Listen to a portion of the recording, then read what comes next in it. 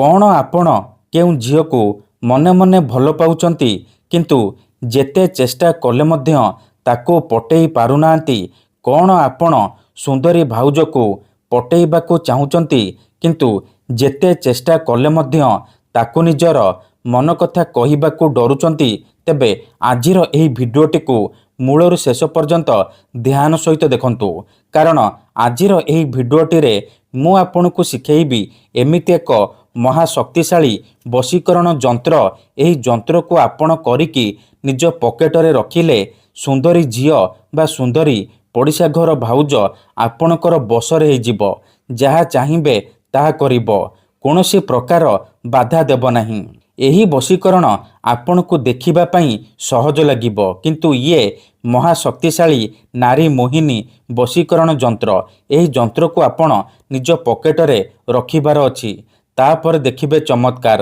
जेउ झियो पटु नथिला आपणकू भाव देउ नथिला, से झियो आपणकू देखिबा मात्रे निजे आसी आपणको सहित कथा हबो, आपणकू भल पाउची बोली कहिबो।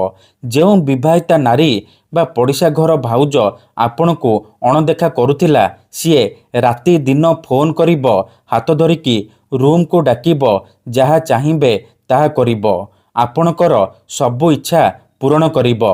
नमस्कार फ्रेंड्स, ओडिया फंडा चैनल को आपण मानकू स्वागत।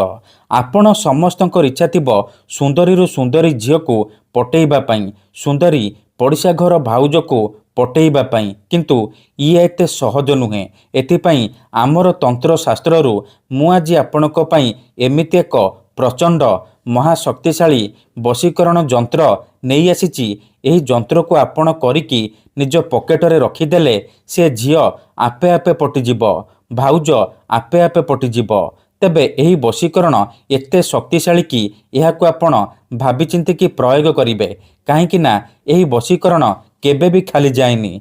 जी भी एही वशीकरण को करिची 100% सफल होईची। तेणु जदि आपण एही वशीकरण करिबाकू चाहुचंती, झियो पटेइबाकू चाहुचंती, तेबे भिडियोटी को मूलरू शेष पर्यंत ध्यान सहित देखंतु। अधारू छाड़िकी जीवेनी, नहेले आपण किछि भी बुझी परिबेनी। परे कमेंट करिवे गुरुजी आपणकर वशीकरण काम करूनी। देखंतु मु आपणकू सबु भिडियो रे कहूची मंत्र तंत्र जंत्र वशीकरण ये एमिति सेमिति काम करेनी। मनरे संपूर्ण विश्वास निष्ठा आउ एकाग्रतार सहित आपणकू एही वशीकरण विधि करिबाकू पड़िबो। तेबे जाई मु आपणकू ग्यारंटी देउची आपण जेते सुंदरी झियो बा सुंदरी नारी को चाहिबे अति सहजरे निजर करि परिबे, ताठारू निजर मन मुताबक काम हासिल करि परिबे। तेबे एही वशीकरण आपण किपरि करिवे, एही जंत्र को आपण किपरि करिवे मु आपणकू शिखेइबी। जानिबा पूर्वरु जदि आपण आम चैनल को प्रथम थर आसीचंती, तेबे दया करी चैनल को सब्सक्राइब करी पाखरे थिबा बेल आइकन को मध्य दबाई दियंतु, जहा द्वारा आमे जेउ भी वीडियो अपलोड करिबु सर्वप्रथमे आपण देखि परिबे आउ तार लाभ पाई परिबे। तेबे मने रखंतु एही वशीकरण विधि को आपण केवल मंगलवार किंबा शनिवार दिन करि परिबे। दिन 3टारू संध्या 6टा मध्यरे एही वशीकरण करिबे। एही वशीकरण करिबा पई आपण खंडे साधा कागज आनिबे आउ कला रंगर कलम आनिबे। प्रथमे आपण कागजरे सेई झियो बा स्त्रीर नाम लिखिबे जाहाकू पटेइबाकू चाहुचंती। ता पाखरे गोटिए प्लस चिन्ह करिबे आउ ता पाखरे निजर नाम लिखिबे। नाम लिखि सारिबा परे ता तळे आपण एहीपरि गोटिए जंत्र करिबे। जंत्र करिया पई 4टी घर करिबे। प्रथम घरे लिखिबे 5, तापर लिखिबे 7, ता तळे लिखिबे 9, एठी लिखिबे 43। एही नंबर लिखि सारिबा परे आपण कागज को निज सामने रखिबे। तापरे एही जंत्र को आपण सिद्ध करिबे। जंत्र को सिद्ध करिबा पई आपण गोटिए मंत्र 7 थर पढ़िबे। ओम हुं हुं आमुकं बसं कुरु कुरु। एही मंत्र को आपण 7 थर पढ़िबे।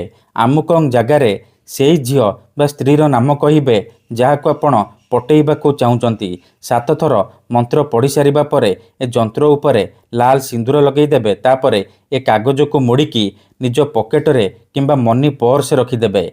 ग्यारंटी देउची एही वशीकरण करिबा मात्रे से झियो हेउ बा विवाहिता नारी आपणक बसरे होइजिबो। जहा चाहिबे ତାହା କରିବ। ଧନ୍ୟବାଦ।